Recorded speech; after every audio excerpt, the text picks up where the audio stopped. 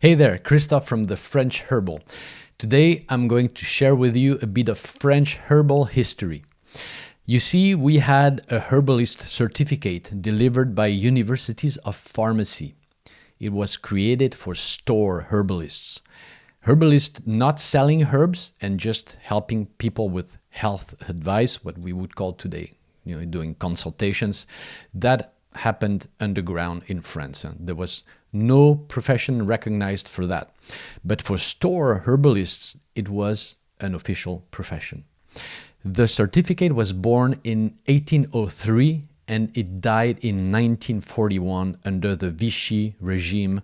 The Vichy regime was established as a result of French capitulation to Germany. And that government decided to cancel the certificate. We still talk about it today, and it's something that shaped our herbal history. And since 1941, we don't have any diplomas or certificates anymore. I will tell you what happened exactly in this episode. So first, a quick clarification. We never had a herbalist diploma here. We had a certificate. You see, a diploma is an official title recognized by the state. A certificate, on the other hand, simply attests that someone has completed a course or acquired skills in a particular field. So it carries less weight. And you might think that I'm splitting hairs, but it's an important distinction, as you will see.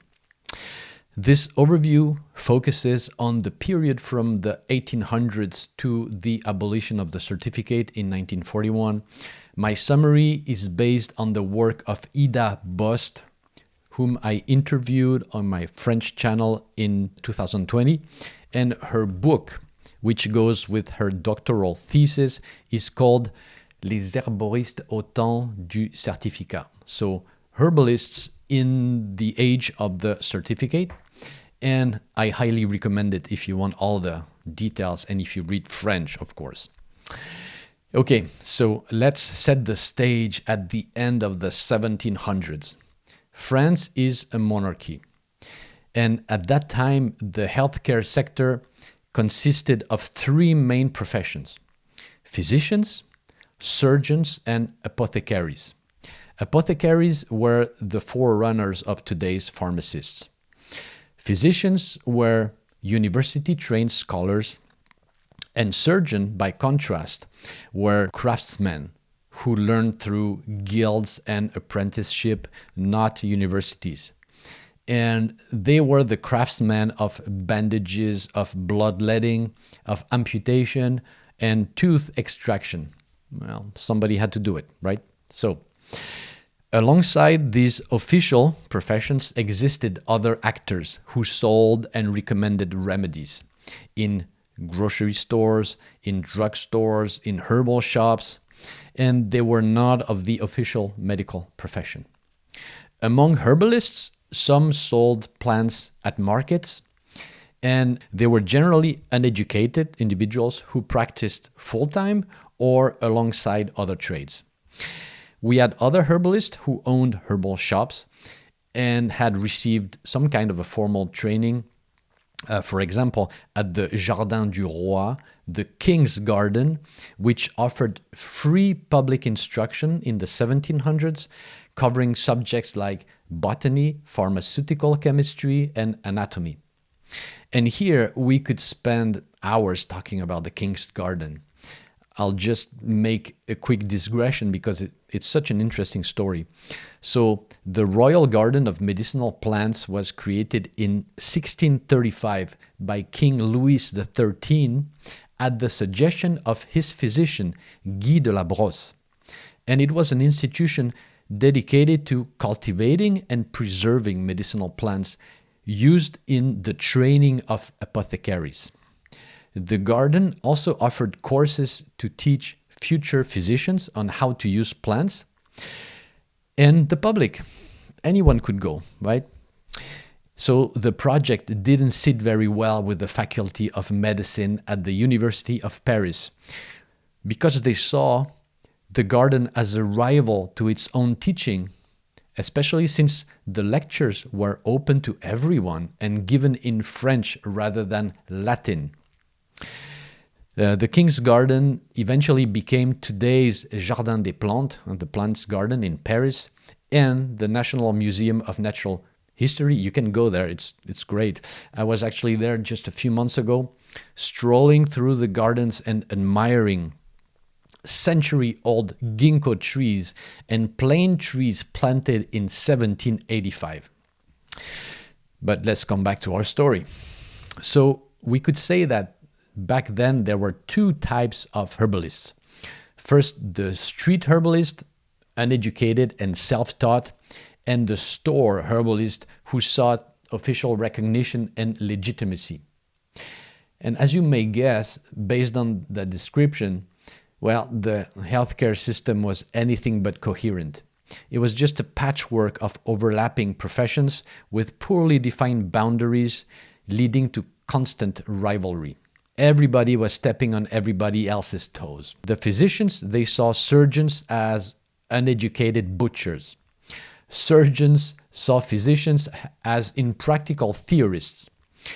Physicians accused apothecaries of overcharging people for useless mixtures and acting as prescribers. Apothecaries saw physicians as arrogant and out of touch with both the patient and the materia medica and the substances they prescribed. Apothecaries viewed herbalists as dangerous quacks selling anything and everything without the proper knowledge. In short, it was a mess. In 1761, apothecaries petitioned the king for a monopoly on the sale of medicinal plants. They did not get it, but in 1767, they were granted the right to inspect herbal stores in Paris and its suburbs. So you can imagine, right? If your competitors came to inspect you, well, they might find a few things that are problematic, right? Physicians, displeased with the apothecaries' newly acquired right, demanded that they, not the apothecaries, be the ones to oversee herbalists. So the inspections were transferred to the physicians. And herbalists welcomed this change, and they cleverly sought the support of the medical faculties, exploiting the rivalry between the physicians and the apothecaries. Right? The enemy of my enemy is my friend. Meanwhile, trained herbalists operating in stores, they also wanted to push the street herbalist out of the trade. Right? So again, what a mess.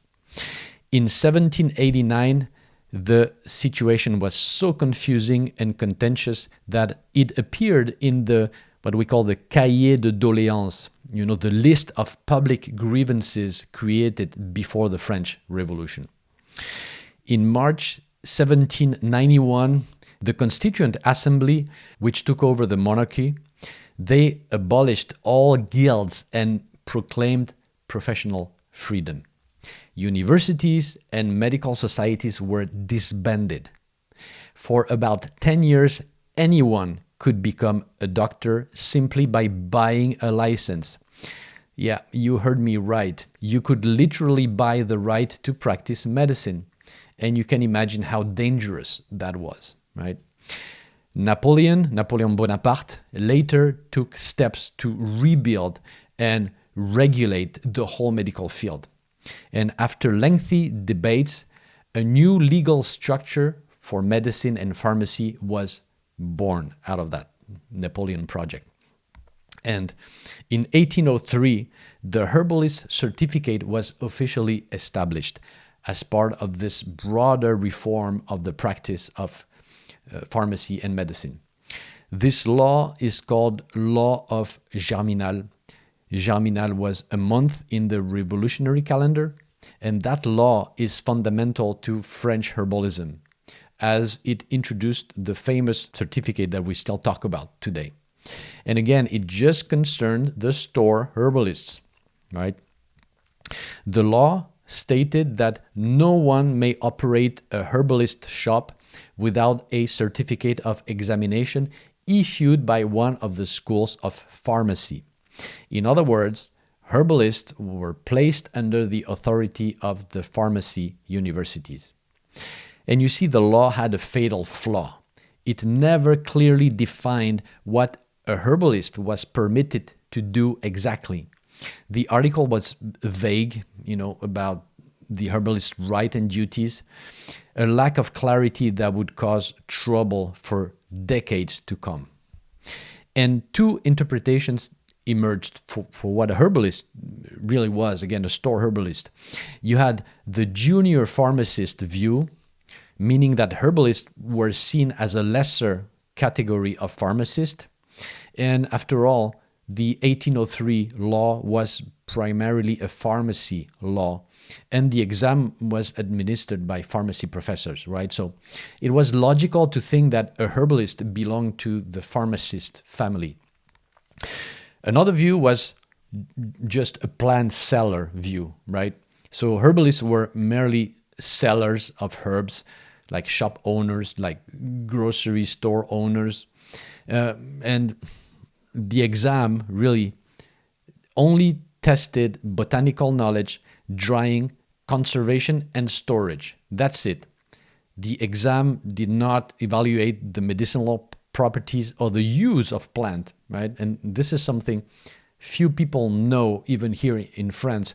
We imagine that the studies were all-encompassing, with courses on the properties and indications of medicinal plants. But no, applicants were just tested on plant identification and storage.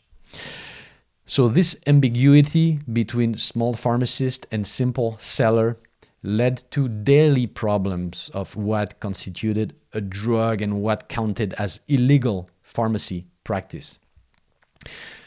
And well, despite this legal gray area, the certificate was a great success. The school in Paris, the School of Pharmacy, held up to 245 exams per year at its peak, producing a steady stream of herbalists, most of them staying in the capital.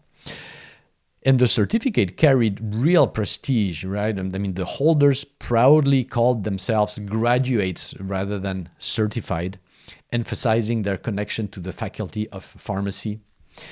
From 1870 onward, women became the majority in the profession, representing almost 90% of candidates by 1930. And many women combined herbalism with other jobs like midwifery to make ends meet. They played a very important role in providing accessible healthcare, especially in working class neighborhoods. However, again, the legal ambiguity continued to expose them to accusation of illegal practice of medicine or pharmacy. By the late 1800s, associations of pharmacists were lobbying to abolish herbalism altogether. And in response to that attack, herbalists began to regroup to defend their legal existence. So they founded associations, unions, trade journals, and eventually they created the National Federation of Herbalists, right? Regrouping all the herbalists of the French territories, and that happened in 1924. And the goal was to defend the profession and gain recognition as a legitimate branch of healthcare. We had trade journals that spread their ideas. We had unions that emphasized the scientific nature of what herbalists did. The union also criticized the official exam as too basic and too focused on botany, and they also denounced the humiliating oversight of pharmacists who were both competitors and delivering the final exam. In 1927, with no state reform in sight, the Federation created its own training center. It was called the National School of Herbalism, and it offered a very ambitious curriculum with botany, anatomy, physiology, chemistry, therapeutics, really designed to strengthen the scientific credibility. And so the school was private and not recognized by the state. It demanded very rigorous work and studies, and it included a final thesis and it quickly became very popular, enrolling over 120 students by 1938. It also fostered a very strong sense of identity with award ceremonies and a sense of belonging to the great herbalist family. Unions played a key role, offering legal protection, publishing price lists for herbs, creating funds to help members, and even putting together a wholesale retailing platform in Paris to enable stores to buy herbs in bulk. And most importantly, they defended members in court and provided legal counsel. Politically, the fight was pretty intense. So herbalists tried to build networks of supportive politicians who defended their right and defended them as the poor man's pharmacist. They proposed new laws to upgrade their certificate to a diploma and give them more flexibility in selling different types of natural remedies. However, the movement remained very fragile and very dependent on a few passionate leaders, plus internal conflicts that also weakened cohesion. As usual in any human groups, there will be infighting, right? During World War II, under the Vichy regime, the profession's status collapsed.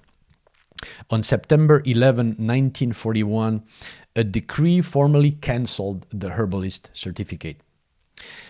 Pharmaceutical lobbies had been pushing this agenda for decades. And actually, when you think about it, it's almost a miracle that the certificate survived that long. After that decree, no new herbalist could be certified, although existing certificate holders were allowed to continue practicing for life. After this law passed, unions continued to fight for reinstatement, arguing that medicinal plants were the people's medicine, the people's right, and that they were neglected by pharmacists. Their effort continued for decades, but to no avail. And that is how and why the herbalist certificate disappeared on September 11, 1941. And since then, we have operated under very vague laws, with great herbal schools delivering unofficial certificates and herbalists practicing in a lot of gray areas. Marie-Antoinette Mulot, the last well-known store herbalist, passed away in 1999 at age 85. She was well known. She appeared in the media and wrote a famous herbal book. The very, very last certified herbalist was less known. Her name was Madame Marie Roudot. She passed away in 2017 at the age of 105. So it seems that herbal medicine can keep you going for a very long time. So ladies of the herbs, thank you. You were pioneers of your time, the last to hold the title herbalist when it meant someone who sold plants in a shop. But things are changing fast. Many new branches of herbalism have emerged in France in the last decades, not just for shop owners. So what now? Well, now it's time to write a new chapter in our history. We're getting organized once again. We have associations of pickers, producers, store owners, and clinical herbalists. We organize gatherings. We brainstorm together to plan for a better future. And I don't know where that will lead us, but we intend to show that we're here. We're not going away anytime soon, and we have a big role to play in the healthcare system. And that's it for today. Thanks for being here, and I will be back soon for another episode of The French Herbal.